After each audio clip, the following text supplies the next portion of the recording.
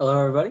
Today I'm going to be discussing the implementation of a single-payer healthcare system inside the United States. So my research question is, would a single-payer system be quote-unquote better for the United States? So the relevance. More and more today we're discussing whether or not the U.S. should be moving more towards a public option, a more universal option of healthcare. The U.S. spent approximately 18% of GDP on healthcare in recent years. The average Western country spends about 9 to 11%. And again, many economists contribute this to the large prevalence of private markets inside the U.S. Single payer. So what's a single payer system? A single payer system is when the government makes available healthcare for all of its citizens. And this is adopted by about 17 countries today. Single-payer system isn't that the government is the only distributor of healthcare, although in Taiwan we see this. The government is just the pretty much a monopoly for healthcare. For instance, the UK market has about a 10% share of the private market. Canada has about 30%. And we're going to contrast that with the U.S. Market, which is a public to private option. It's really a hybrid. 67% is private, whereas 28% about is public. So one system is inherently better than the other, so we're going to have to use different metrics to try and gauge which is going to be better for the most people. One of these metrics is women's health care, particularly after childbirth, when women are most vulnerable. And we're going to look at women because women's health care is a lot more complex than males, and especially where childbirth contributes to the longevity of a nation. So, and then we're going to look at costs, both monetary costs, opportunity costs, some externalities thrown in there, and then go for economic incentives for both the consumer and the healthcare provider. But before we do that, we're going to go through a little background of each nation that we're going to be studying.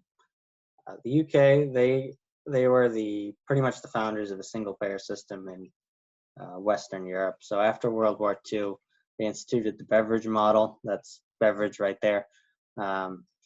And the UK went through a period of reforms in the 90s because people weren't given the care that they need.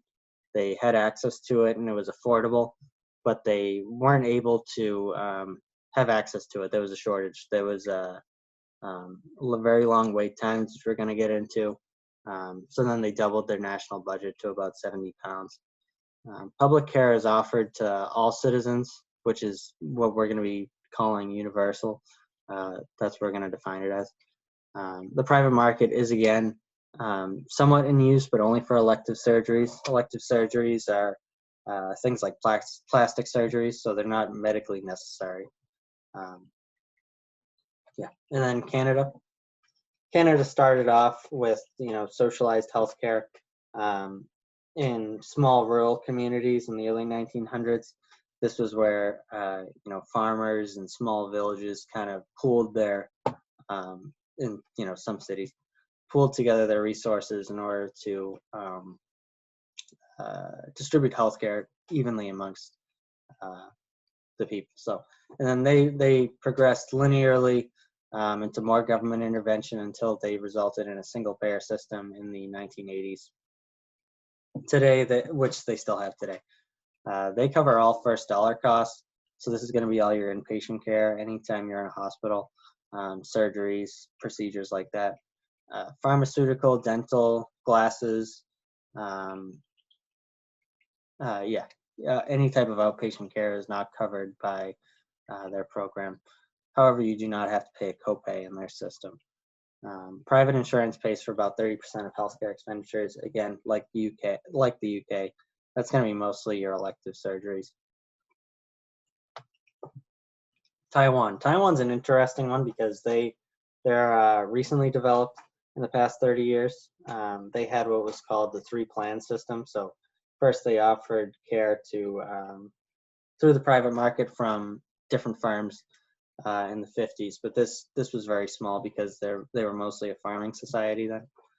Then they went ahead and gave care to all government employees in the nation.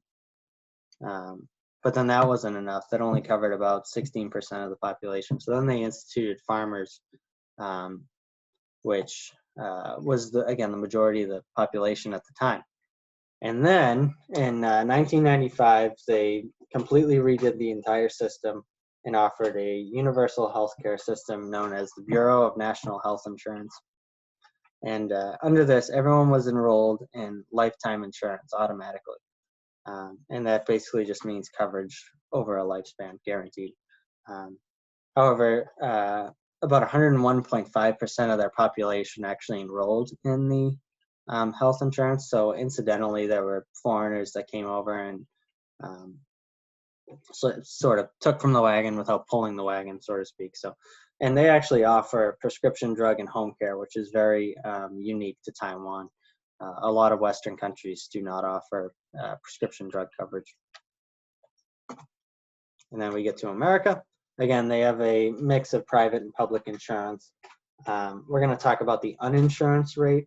That's people without health insurance. So it was about 9% of Americans in this year, and that is fairly constant since then.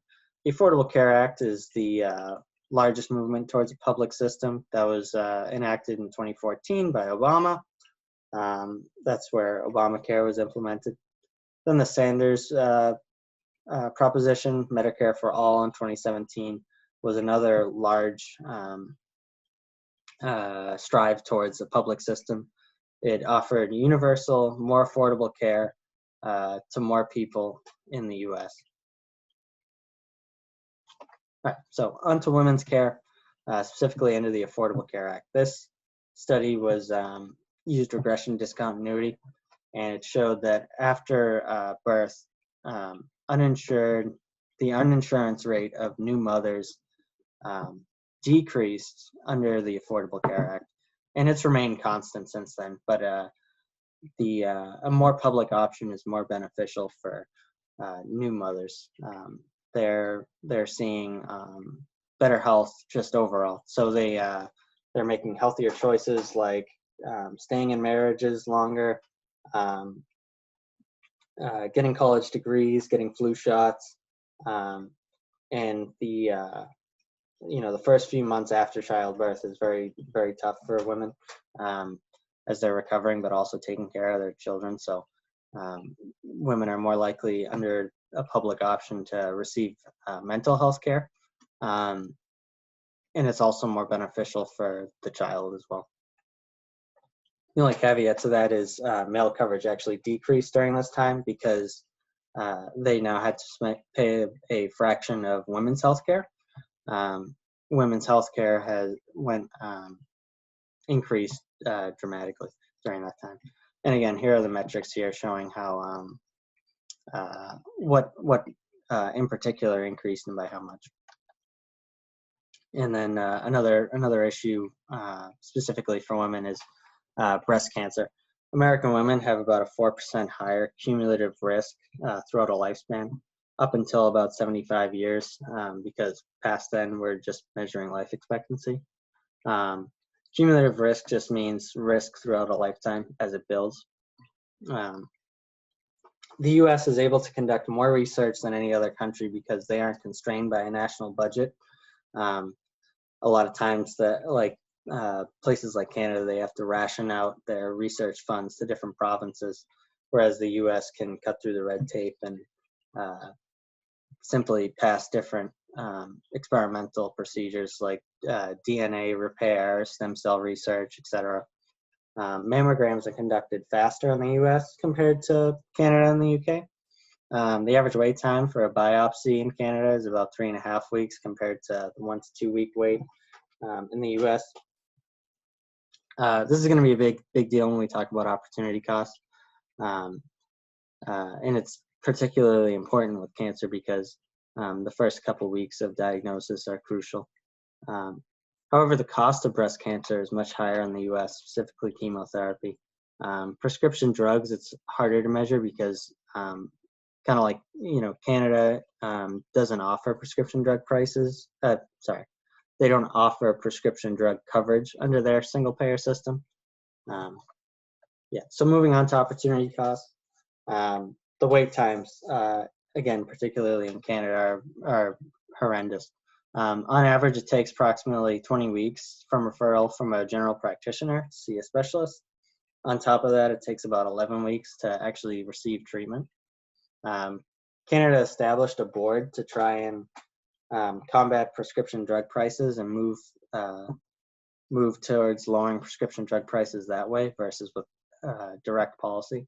But only 140 out of 4,400 procedures have been voted on since 2010.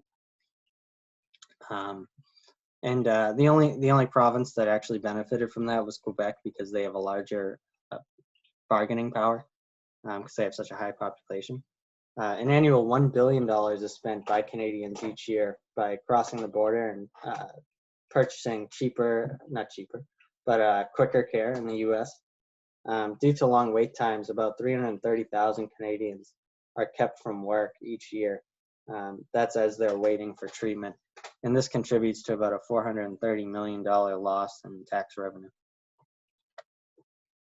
Monetary costs. So a single payer system is funded primarily through tax revenue. And this comes in the form of, so taxpayers bear a larger form of the cost. For instance, Taiwan has an average of about 40% tax bracket, which is pretty close to the highest tax bracket seen in the U.S. The UK and Canada are their highest tax bracket is around 40%, so they're pretty much in line with the U.S. But again, they don't offer that prescription drug package that Taiwan offers. Lower costs for the poor under a single payer system. So there's again, under the Affordable Care Act and in most of these countries here, again, health insurance is not able to deny a customer based off of their ability to pay. So they're able to get more coverage out to more people. So, and then speaking of the Affordable Care Act, an estimated $155 billion was spent on inpatient care under a public system versus a private system. The ACA contributed to a lot of unnecessary regulations, like 3-to-1 limiting age variation. The 3-to-1 rule is basically anyone over 65, you can't charge 3% 3 times more than a 19-year-old would pay. So this basically meant that it limited the amount of what's the word? Discrimination for the elderly, which bared a larger cost for the firm. And pre-existing conditions, it was worded such that you could not rule out any pre-existing conditions under any circumstances. And again, that just further increased the cost to firms. Incentives for the consumers specifically. Single-payer systems are often burdened with overconsumption. There's sort of a natural tragedy of the commons because people overuse it. This was seen with women earlier. They normally, like under the Affordable Care Act, they were seeing doctors just, anytime that they had a headache. It was just anytime that they needed care, they could get it, so they did get it. Small firms exited the healthcare market under the Affordable Care Act, about 24%. Not that, so the firms didn't exit their respected fields, but they withdrew their healthcare benefits from the company. Now, that's a problem because healthcare isn't taxed in the U.S. when it's offered through the private market. So that means $1 of health insurance is actually worth more than $1 of regular income to a point. And then this incentivizes in turn a better product whatever your firm is producing. Healthcare providers. So there's a longer length of stay under a public option. Now this has two potential takeaways. So this could mean that the private market is more efficient because they can turn beds faster. but it could also mean that they're turning beds faster because they want to make a profit as fast as they can. Either way, it inpatient care under the public is longer. Then there are layoffs because there are high costs. They can no longer charge such high prices to consumers, so they can't afford higher treatments. And then but however, the private market, they do incentivize care for their customers because they want to keep them there. But there can also be a medical arms race where they're just spending money for the sake of spending money on treatment and research, but not necessarily having an impact on the quality of care. And then, all right, so the conclusion, the difference between a single payer system and the mixed system is simply who's paying the price. So in a single payer system, the taxpayers are paying pretty much all of the price, aside from some co-pays here or there. Private market, everyone pays a similar price, if not the same price, but the poor don't receive the same coverage and can't receive the same healthcare benefits as the more wealthier people do. The U.S. needs to adopt a better form of public care. So particularly for women after labor, they can definitely adopt some aspects of the Canadian model in terms of the different provinces, but now treat it, adapt it towards the different states. That way, California isn't receiving all of the benefits, or, these bigger states. But the U.S. isn't ready yet to jump totally into a single payer system. There's just too much. The wait times are way too long, and the quality of care would go down. Not to mention the billions of dollars of research that is conducted within the U.S. So there are definitely, a mix of both. Especially with the recent proposal for Medicare for All, it would require an additional $30 trillion of tax revenue, which the U.S. is just not ready to pay. So, thank you very much for listening.